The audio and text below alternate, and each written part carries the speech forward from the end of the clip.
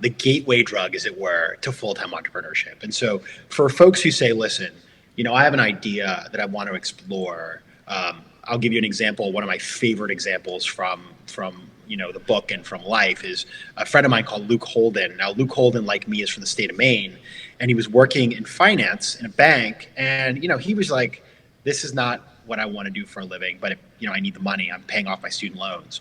On the side, he had grown up fishing for lobster off the coast of Maine. Bright Ideas episode number 348. Hey, I know what'll cheer you up. Welcome to the Bright Ideas Podcast, where we let proven experts help you to find the next bright idea to implement in your business today. And now, here's your host, Trent Deersmith. This is unbelievable. Its true force has never been fully understood. Hey there, everybody. Welcome back to another episode of the Bright Ideas Podcast. As always, I'm your host, Trent Deersmith.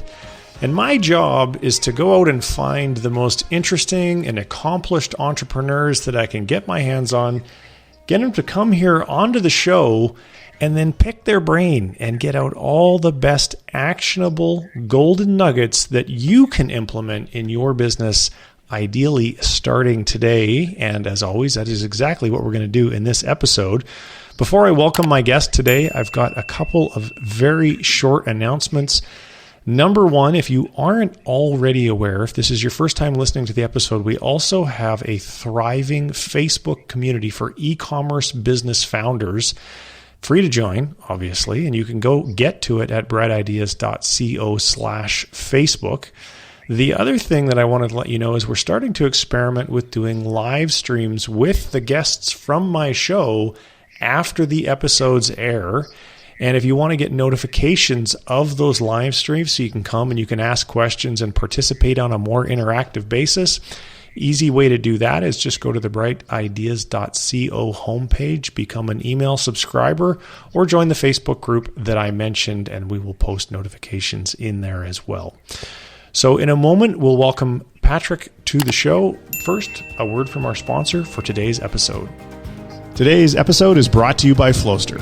If you run an e-commerce business and are struggling to effectively delegate your highly repetitive work to your team, Flowster's workflow management software and pre-made e-commerce playbooks make hiring, training, and delegating to your team an absolute breeze. Check it out today at flowster.app. So on the show with me today is Patrick McGinnis, an international venture capitalist and the author of a book called Fear of Missing Out: Practical Decision-Making in a World of Overwhelming Choice. Patrick first coined the term FOMO, as well as the related term FOBO, which stands for Fear of a Better Option, way back in 2004 article in the student newspaper of Harvard Business School. FOMO has since been added to the dictionary, and FOBO has become an increasingly popular framework to describe choice paralysis, something I'm sure none of us ever suffer from. He is the host of the hit podcast FOMO Sapiens, which is distributed by Harvard Business Review, and the author of international bestseller, The 10% Entrepreneur: Live Your Startup Dream Without Quitting Your Day Job. He's been featured in the New York Times, Political, the Financial Times, The Guardian, and Inc., and gave a popular 2019 TED Talk on FOBO and decision-making. Originally from Maine, he has visited a whopping 103 companies and now calls New York City home. Countries. Did I say something other than countries? I visited even more companies in my life. Companies. So, Patrick, thank you so much for coming to make some time to be on the show. It is a pleasure to have you here. So, you started your career on Wall Street, and you took what one considered to be the pretty traditional career path, and then you went and departed radically in a different career that involved part-time entrepreneurship. So why did you do that? Because I don't think too many people maybe do that. Yeah, it was not the plan. The plan was to go to Wall Street and stay on Wall Street and be some finance master of the universe type guy. But the world conspired. Wall Street didn't want me, apparently. It kicked me out because I had like 3 different times that I worked in jobs on Wall Street where like my group was eliminated. And the last one, which was the final straw, was I was working at a division of AIG, and their private equity and venture capital division in 2008 when AIG blew up. And I remember just thinking to myself, like, I have done everything the right way. You know, I got the Harvard MBA. I worked at JP Morgan. Like, I've done all the stuff you're supposed to do. And like, it all blew up. My stock fell 97%, and I just was done. I was like, this is it. You know, if I haven't gotten the message by now, it's time to get out of here. And so that was what brought this decision. But of course, figuring out how to actually build the path beyond that was the challenging part. So obviously, you're not the first person that some experience similar to that has happened to. And a lot of times, you know, afterwards you're left with this feeling of overwhelm and fear and uncertainty. And it's not a happy place to be when that happens to you. And so in your case, you decided to, I think, take a slightly different approach with this 10% entrepreneur approach. Why don't you tell us, what is that and what does it mean and how did it play out? And hopefully some folks listening might be able to apply it in their own lives.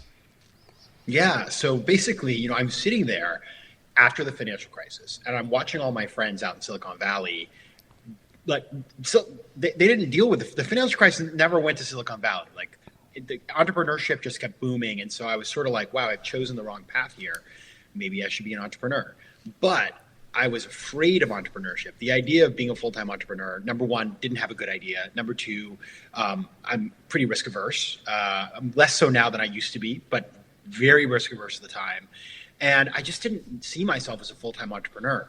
But I started to notice that some people I knew were becoming investors in companies, like an angel investor, or that they were giving their time, you know, as a startup advisor in exchange for stock in a company.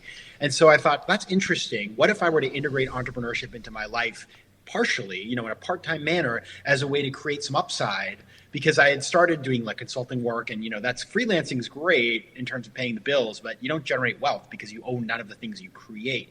So that's what I started to do. I started to invest 10% of my time and money in all these side ventures. And that was 8 years ago.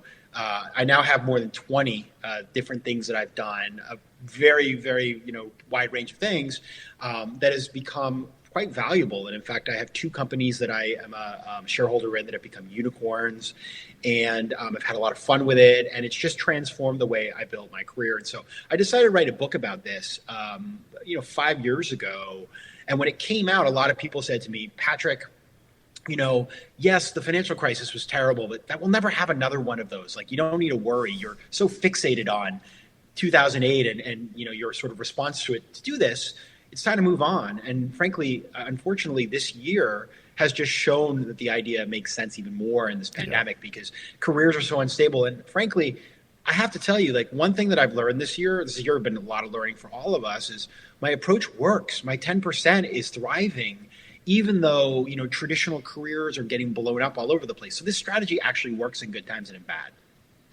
I like it for a lot of reasons. The thing that, you know, one of the things I don't like about corporate America, there's a lot of things I don't like about corporate America, but one of the things I don't like is it teaches you to be dependent on a single source of income. And then they own you because they know that once they cut that paycheck off, you know, most people don't have any savings and they're in deep doo-doo. Your 10% approach to me seems like the risk-averse person's way of creating secondary streams of income for themselves. Would that be a reasonably accurate assessment from someone who hasn't read your book yet? That's right. And with one important distinction, which is that, you know, there's a lot of these sort of strategies around passive income, and that's great. And, you know, love that. But this is really about more than that. It's about becoming a shareholder in as many things as you can. Either you're running those things as a side business, or you're investing or being an advisor and getting shares in other people's companies. And the idea is that it's all about the ownership. And so, you know, people talk about side hustles and, you know, doing freelancing. That is not what we're talking about here. This is about ownership and things that can grow and that theoretically you could eventually sell. And that's the play. That's really what it's about. But you're absolutely right. I mean, I'm super risk averse and I do a ton of this. So let's give an example so that people can really sink their teeth into this. And I have one that comes to mind, and you can tell me, we'll play like 2 entrepreneurs sitting at a table and poking holes in the idea. So everyone who listens to my show knows that I love standard operating procedures, and I love hiring non-U.S. labor because it comes at a fraction of the cost of U.S. labor. I also know, I was actually speaking to Cameron Harold earlier this morning because he's coming on the show in a while. And, one of the things that Cameron said is he said most companies, they don't know about the whole utility of overseas labor. They're just not, it's not even on their radar screen. They think about hiring somebody and they think about hiring an American because they're in America. So as a way to create one of these 10% opportunities, what if somebody said, hey, I'm really good at documenting processes. It's something that could be done on a part-time basis in my evenings. And then I go to a company and I say, okay, here's my thing. I'm going to help you to document all of your scaling processes. And then I'm going to help you to make sure that you hire non-U.S. labor to use those processes to execute growth at a fraction of the cost of what it would cost you in a traditional way. And in return for that, I want, 10% of your company or something like that. Is that, do you think that would be, is that a great example? And if not, what's wrong with it and what's good about it? Let's hear your thoughts. Yeah, it's a great example. And that's kind of the advisor role, which is where you're giving sweat equity, right? And by the way, I share your view. Talent is borderless. And in fact, my team that helps me with all my things is in Latin America because I also need bilingual skills. And so it's very natural, not just because the talent's great, but because there are things that you can get overseas that you may not have as easy access to in the States, right? And so that's a great example. Like, one of the favorite examples that I give is, investing in companies is great. And certainly if you have the capital to do that, it's a wonderful way to do 10%. But when I was getting started, I was very afraid of that still. And so I actually, became an advisor to a company where the CEO needed my advice on all kinds of different strategic issues and with raising capital and stuff like that. I would give him an hour a month and I would meet with the CFO an hour a month. And he gave me a 0.5% of the company that vested over 2 years. And then, our relationship ended. Now we're still friends, but I don't work with them. And that business has gone on they just raised millions of dollars of equity. So I can see the trajectory of my equity gaining value over time. And so that's really critical. What you've talked about is exactly right, with the idea, of course, that someday you want to be able to exit that position and not just have 10% of a company and not monetize it. Yeah. So you'd have to be diligent in your selection process to know that the current ownership wants to exit the company within an appropriate period of time that would be agreeable to you for the time that you're going to invest in doing whatever you're going to do for them. Yeah, either that or they're going to pay you dividends. I have another company I'm a shareholder in that they do dividends they're not looking to sell, but the idea is you want to, you can't eat stock certificates, right? You have to eat whatever they generate. Yeah, that's a good point. All right. So what other ways, aside from the example that I've given, are there a few more examples that you can share with us for people who are listening who are thinking, yeah, I kind of like this idea, but give me some more ideas? Yeah. So listen, one of the really cool things about 10% entrepreneurship is it can be the gateway drug, as it were, to full-time entrepreneurship. And so for folks who say, listen, I have an idea that I want to explore. I'll give you an example. One of my favorite examples from the book and from life is a friend of mine called Luke Holden. Now, Luke Holden, like me, is from the state of Maine, and he was working in finance in a bank. And, he was like, this is not what I want to do for a living, but I need the money. I'm paying off my student loans. On the side, he had grown up fishing for lobster off the coast of Maine. And so he understood the supply chain of the seafood industry. And he also noticed that in New York City, all the lobster rolls are like $45, right? Which is ridiculous because lobster roll is meant to be eaten, it's not supposed to be some luxury good. And so he said, why don't I create a fast casual concept around lobster rolls? He developed this idea in his free time on the weekends and the evenings. And then he found a business partner to work with him. And so he kept his job and he workshopped this idea and actually launched the business while still working in banking, because he couldn't afford to quit. Mm-hmm. And it's a great way to try out a business. And then if the business works, you can go full time. And in fact, statistics show, there's a great study that was cited in Adam Grant's book, Originals, that people who try a business out part-time and then go full time are 33% less likely to fail than people who just jump in straight away, because they give themselves the runway to try and experiment see if an idea even works, and even if they like being an entrepreneur before they jump in full time, and then maybe realize my idea doesn't work, I don't like doing this, or whatever that is for you.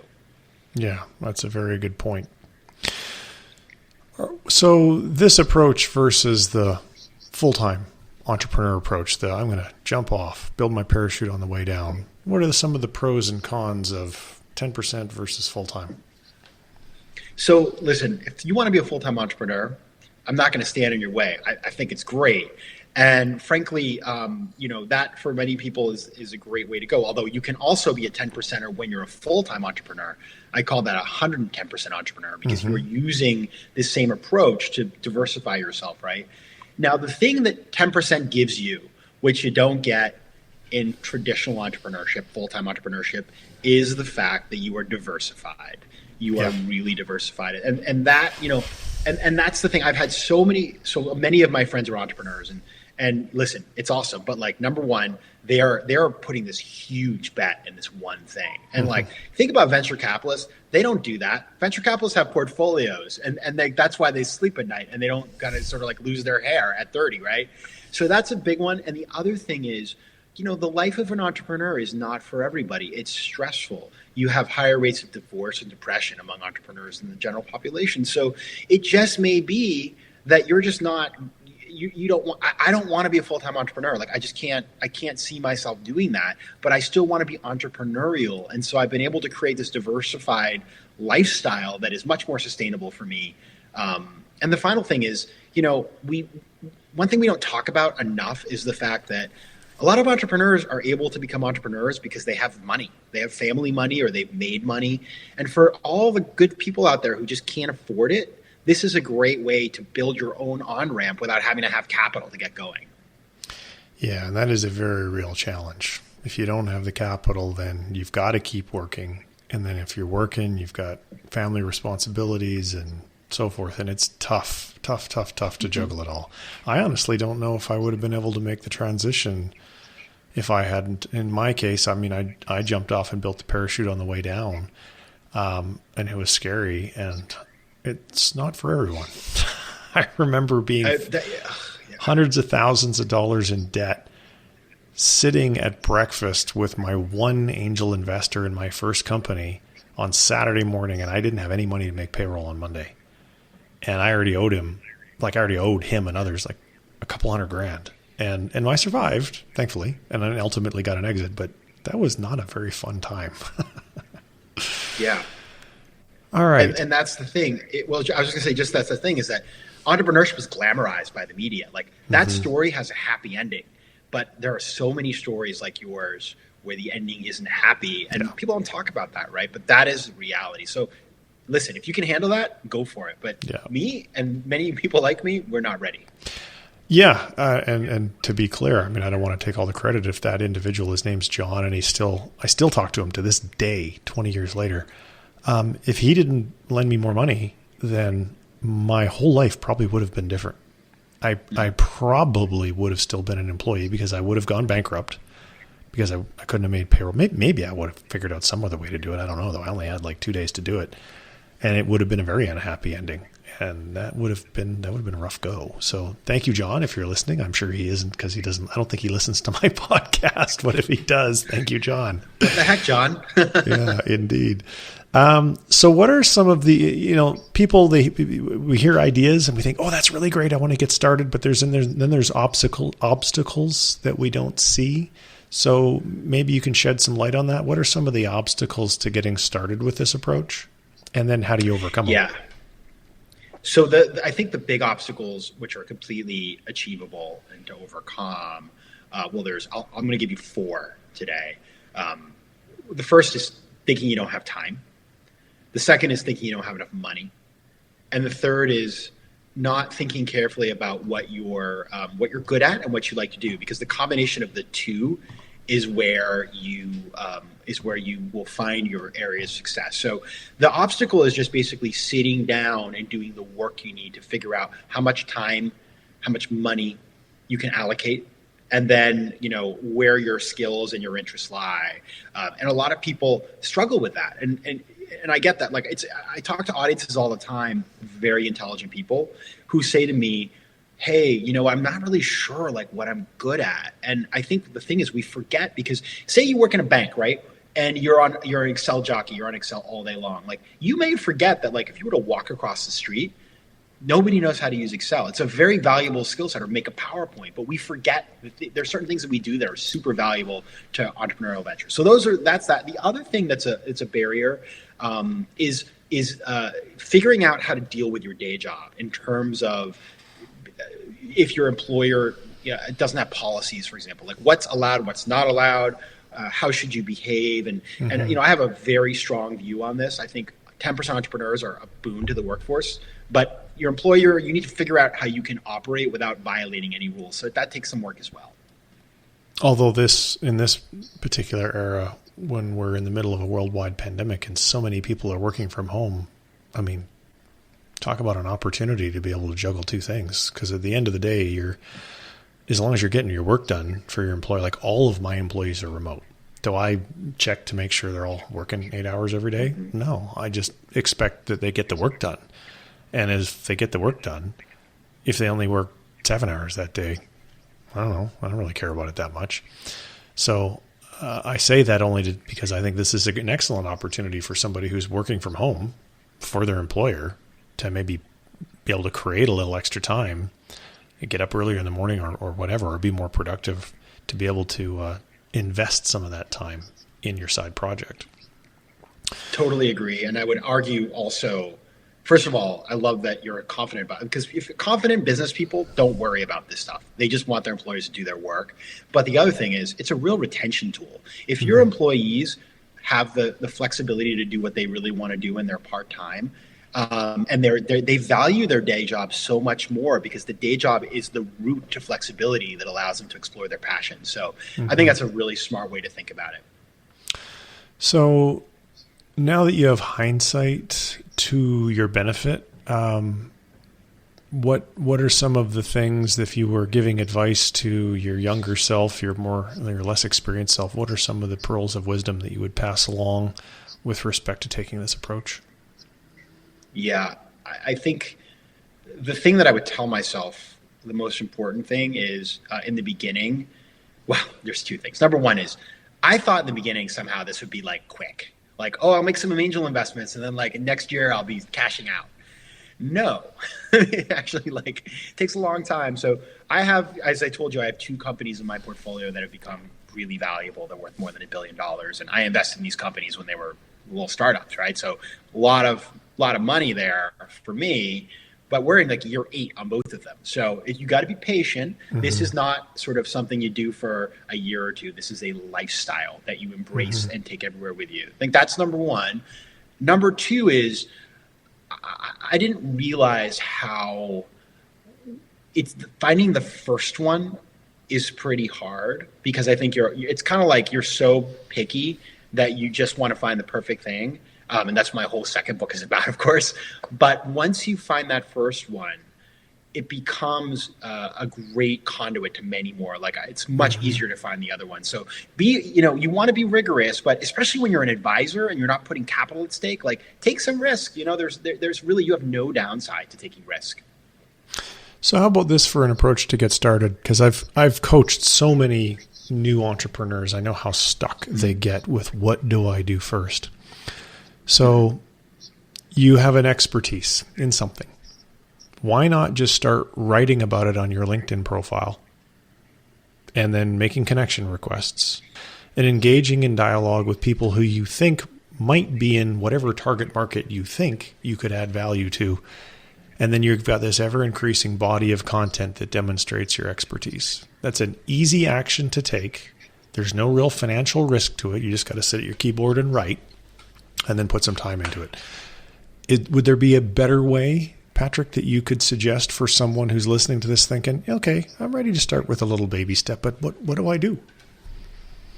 I think that's a great way to go. And in fact, it's sort of like what I always tell people pre-pandemic was like, go to the conference, meet with people who you're interested with. And so LinkedIn is such a powerful tool, as we all know, and it's a great place to build a repository of knowledge. And it's where people start to recognize that I hate the word thought leadership, but that's kind of what it is. Yep. And what I would say is, to get to that point though, Trent, the first step is to figure out, like, what do I want, what do I want to be my topic of expertise? And so what I did to figure that out for myself was I wrote a very detailed bio of like everything I'd ever done. And then I looked for the patterns, and I said, where are the areas that I'm different, that are my unique selling propositions? And then what are the things I love? Because it's that combination. What you're good at will make you reputable. What you love will get you out of bed in the morning and get you on that LinkedIn page and get you writing about the topic, right? So it's really that power alley where you want to operate. And I love earlier that you mentioned that spreadsheet expertise, and I'm calling that out again for the simple reason that I want to remind people listening to this, there's stuff that you're really good at that you totally take for granted because it is so easy for you to do, and that, whatever that is maybe wildly valuable to other people in the marketplace. And because you take it for granted, you might not even be thinking about it. But I would encourage that you take an inventory of the skills and experience that you have, and then just start to ask people, hey, is this skill? Do you have that in your company? Is this good? Is this valuable? And start to use those conversations to start to learn. So you convince yourself that, oh, wow, this thing I'm actually really good at that I totally take for granted is hugely valuable to other people. And that's how you can find your area of expertise that maybe you're going to start writing about. All right. So for people who want to get any of your books, I'm assuming if they just type your name into Amazon, they're going to find your books, right? They will. And here they are. They're actually sitting right here. This is not planned out, but here they are. They're also audiobooks, of course, and Kindles. And so you can find them, or go to my website, patrickmcginnis.com, which has everything as well. All right. Patrick, it was an absolute pleasure to have you on the show. Thank you very much for making some time. And folks, if this is your first time listening to one of the Bright Ideas podcasts and you enjoyed it, I would love it if you would take a moment on your favorite podcast listening app and subscribe, like, and review the show. And if you would like to get to the show notes for today's episode, because we will put some of the links in there, you can do that by going to brightideas.co/348. So that's it for today. Thank you very much for tuning in. We'll see you in another episode soon. Take care. Bye-bye. Thanks very much for listening to the Bright Ideas Podcast. Check us out on the web at brightideas.co. All right, show's over. I'm tired.